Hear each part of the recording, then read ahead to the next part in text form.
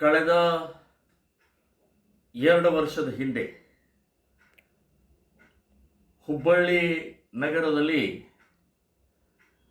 ಒಂದು ಭಯಾನಕ ಘಟನೆ ನಡೆದು ಹೋಯಿತು. ಆಘಾತಕಾರಿ, ಅತ್ಯಂತ ಕ್ರೌರ್ಯ ಘಟನೆ.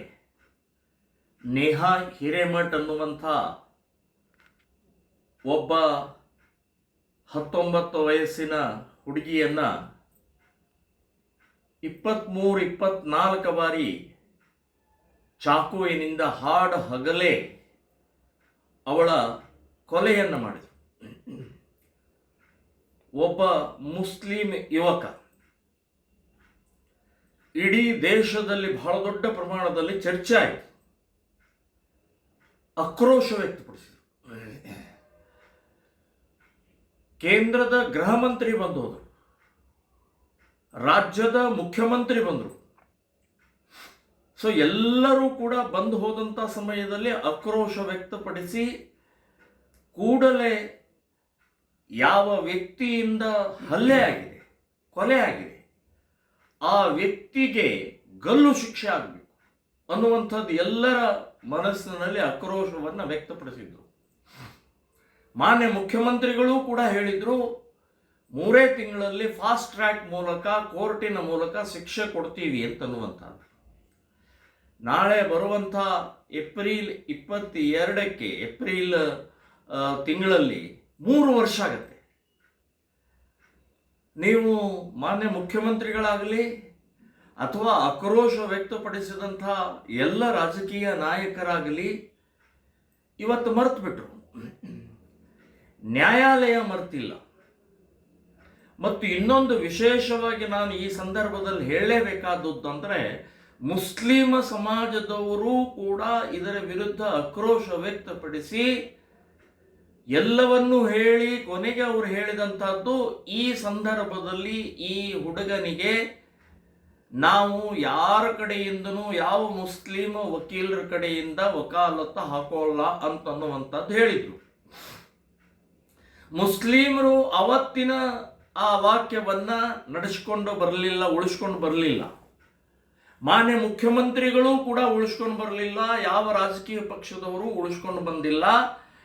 ಈಗ ಅವರು ಇಬ್ಬರು ಮುಸ್ಲಿಮ ವಕೀಲರ ಮೂಲಕ ಅವನಿಗೆ ನ್ಯಾಯ ಸಿಗಬೇಕು, ಬಿಡುಗಡೆ ಆಗಬೇಕು, ಮುಕ್ತ ಆಗಬೇಕು ಅಂತನ್ನುವಂಥ ಅತ್ಯಂತ ಹೀನ ನೀಚ ಕೃತ್ಯವನ್ನು ಇಬ್ಬರು ವಕೀಲರ ಮೂಲಕ ಮುಸ್ಲಿಮ ಸಮಾಜ ಮಾಡ್ತಾ ಇರುವಂಥದ್ದು ಇಸ್ಲಾಮಿನ ಮಾನಸಿಕತೆ ಇವತ್ತು ಗೊತ್ತಾಗಿದೆ.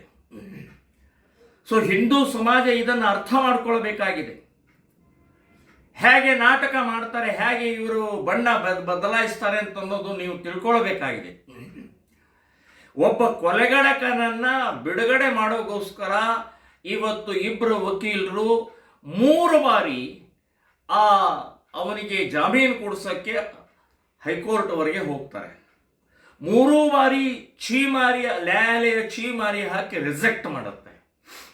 ಅದಲ್ಲದೆ ಇಡೀ ಪ್ರೊಸೀಜರ್, ಇಡೀ ಏನು ನಡೀತಾ ಇರುವಂಥ ಪ್ರಕ್ರಿಯೆ ಇದೆ ಅದಕ್ಕಿಷ್ಟೇ ತರ್ತಾರೆ.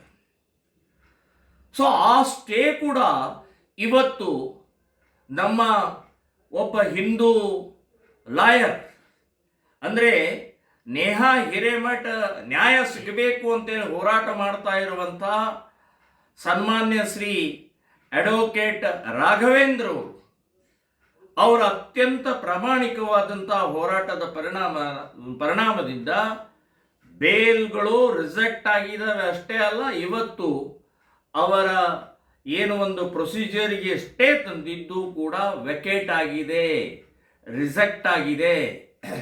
ಅಂದರೆ ಈ ಮುಸ್ಲಿಮ ಲಾಯರ್ಗೆ, ಮುಸ್ಲಿಂ ಸಮಾಜಕ್ಕೆ ಸರಿಯಾಗಿ ಕಪಾಳ ಮೋಕ್ಷ ಆಗಿದೆ.